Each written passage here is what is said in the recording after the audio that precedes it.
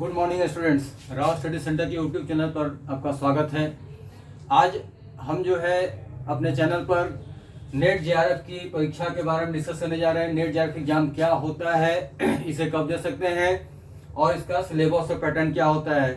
तो जैसा कि बहुत लोगों को ये चीज़ें नहीं पता होती हैं, आफ्टर पीजी पोस्ट ग्रेजुएशन के बाद आपने ग्रेजुएशन किया, फिर पोस्ट ग्रेजुएशन किया, पीजी करने के बाद आपके पास एक ऑप्शन होता है कि नेट जेआरएफ एग्जाम को क्वालिफाई कीजिए और असिस्टेंट प्रोफेसर, जिन छात्रों को असिस्टेंट प्रोफेसर बनना हो या जो प्रोफेसर बनना चाहते हैं, लेक्चरर बनना चाहते हैं, उनके लिए जो है यह परीक्षा होती है।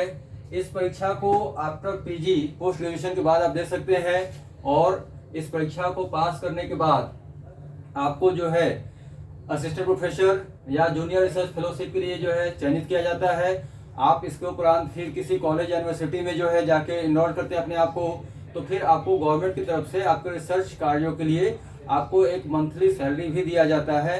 जेआरएफ में यह लमसम जो है 30,000 से अप्रोक्स ज़्यादा है और नेट अगर क्वालिफाई करते हैं तो इसमें जो है 7 से 8 हज़ार रुपये लगभग आपको मंथली मिलते हैं। तो जैसे ही आप नेट जेआरएफ एग्जाम क्वालिफाई किए, आपको एक इनकम का जरिया भी मिल जाता है और आपके प्रोफेसर या लेक्चरशिप बनने की राह आसान हो जाती है। तो पीजी के बाद, पोस्ट ग्रेजुएशन के बाद, चाहे वो विषय कोई भी हो, म्यूजिक से विषय हो, आर्ट्स का विषय हो या साइंस का विषय हो, साइंस वाले CSIR के थ्रू जाते हैं। तो ये जो है इस परीक्षा में 2 पेपर होते हैं। पेपर 1 जो कि 50 क्वेश्चंस का होता है, जनरल पेपर होता है, सबके लिए कॉमन होता है। और दूसरा जो है पेपर 2 होता है, द्वितीय प्रश्न पत्र 100 क्वेश्चंस। तो आप पीजी करने के बाद जैसे नेट जेआरएफ एग्जाम दे रहे हो तो आपको नेट जेआरएफ एग्जाम में ये 2 पेपर जो है मिलेंगे। टोटल जो है आपके 150 क्वेश्चन बनते हैं। अगर टोटल क्वेश्चन की बात किया जाए तो 150 क्वेश्चन है और टोटल मार्क्स की बात किया जाए तो इच क्वेश्चन जो है 1 मार्क्स का है, 2 मार्क्स का है, तो टोटल जो है 300 मार्क्स का क्वेश्चन बनता है। 150 क्वेश्चन 300 नंबर का बनता है और लगभग 65 से 70% के बीच में आपको जो है नेट और प्लस जेआरएफ ये लगभग हर एक विषय में 65 से 70% जो है स्कोर वैरी करता है। अगर आपका स्कोर कम रहेगा तो आपको नेट मिलेगा। अगर आप एग्जाम क्वालिफाई करते हो, स्कोर कम है, आपका परसेंटेज कम है, तो आपको नेट का डिग्री मिलेगा। और अगर आप उसी में अधिक परसेंटेज पाते हो तो आपको जो है जेआरएफ मिल सकती है। नेट के लिए कोई आयु सीमा तय नहीं की गई है, आप किसी भी आयु तक जो है अपना नेट एग्जाम दे सकते हो। बट जेआरएफ के लिए जो है 30 वर्ष ये निर्धारित किया गया है, 30 ईयर्स तक ही आप जेआरएफ को दे सकते हैं। तो ये चीजें थी कि नेट जेआरएफ एग्जाम क्या होता है, नेशनल एलिजिबिलिटी टेस्ट या जूनियर रिसर्च फेलोशिप एग्जाम।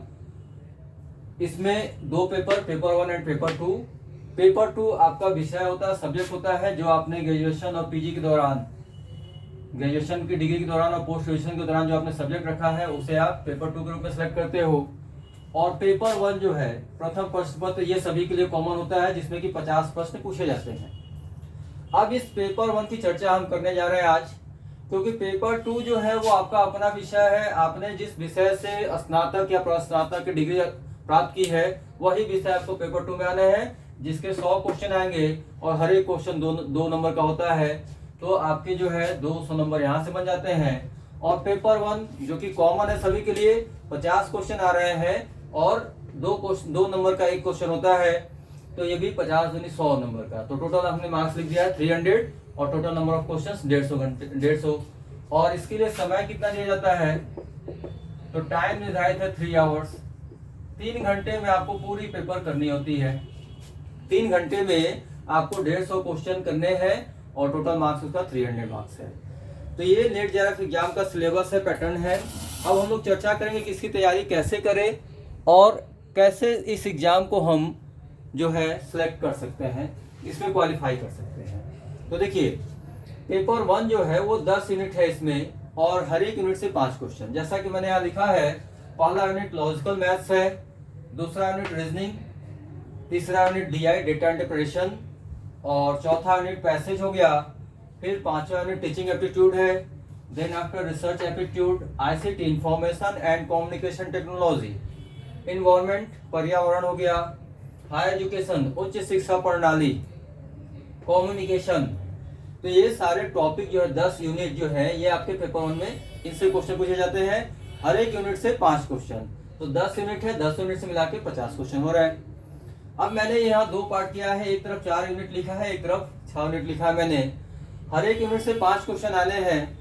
आप इस 50 क्वेश्चन में कम से कम आपको 35 क्वेश्चन के आसपास का आइडिया लेके चलना होता है कि अगर 50 में से 35 क्वेश्चन कर लेते हैं तो आपका लगभग 70% नंबर यहाँ से क्रिएट हो जाता है।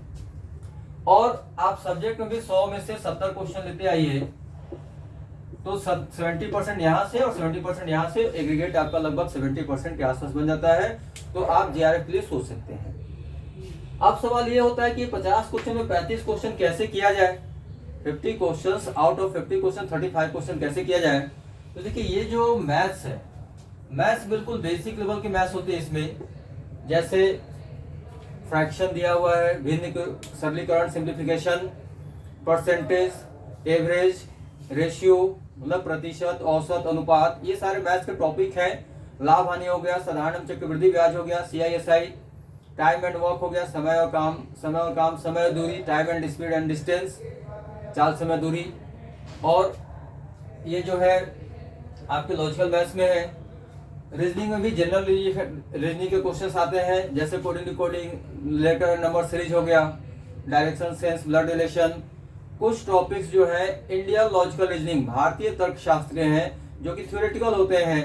भारतीय तर्कशास्त्र में क्या क्या बातें बोली गई हैं, जैसे वहां पे किसी चीज के तर्क के लिए उसको जो है प्रमाण दिया जाता था, तो वो प्रमाण कितने तरह के थे, कितने तरीके से प्रमाण दिए जाते थे, ये सारी चीजें आपके भारतीय तर्कशास्त्र इसमें ऐड किया गया है।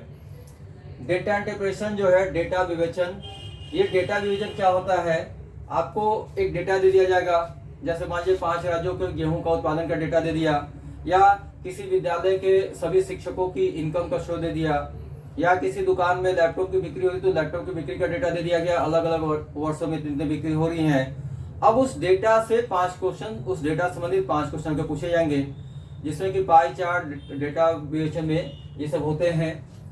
तो आपको क्या करना होता है कि उस डेटा को देख के उसके आंसर देने होते हैं, और ये भी बहुत सरल और इजी आते हैं, बहुत ज्यादा डिफिकल्ट डेटा नहीं आते हैं। कुछ कुछ क्वेश्चन है जहाँ पे डिफिकल्ट पूछे गए हैं, लेकिन इस दौरान जो है आजकल के डेट में थोड़ा इजी क्वेश्चन दिए जा रहे हैं।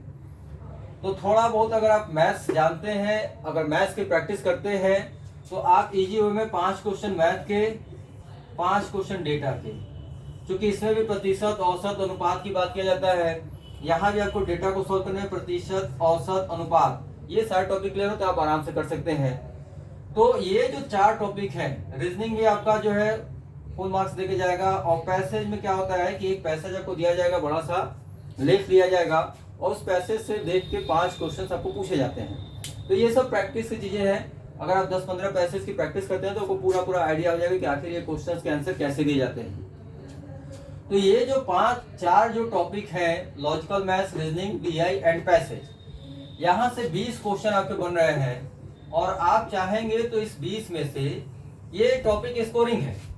अगर मैथ्स आप सही से बना रहे हो, DI सही से बना रहे हो, रीजनिंग सही से बना रहे हो, और पैसेज से क्वेश्चन की प्रैक्टिस कर लेते हो, तो आप 20 में से 18 क्वेश्चन यहाँ से आराम से निकाल सकते हो। आउट ऑफ 20 आप 18 क्वेश्चन आराम से करके आ सकते हो। थोड़ा बहुत प्रैक्टिस करना होता है, बहुत ज्यादा हार्ड वर्क करने की जरूरत नहीं होती है, स्मार्ट वर्क करने की जरूरत होती है।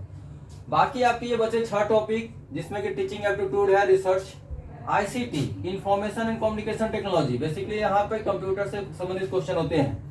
कंप्यूटर के बारे में आप पढ़ेंगे तो भी जो है इसको इसमें कर सकते हैं आप।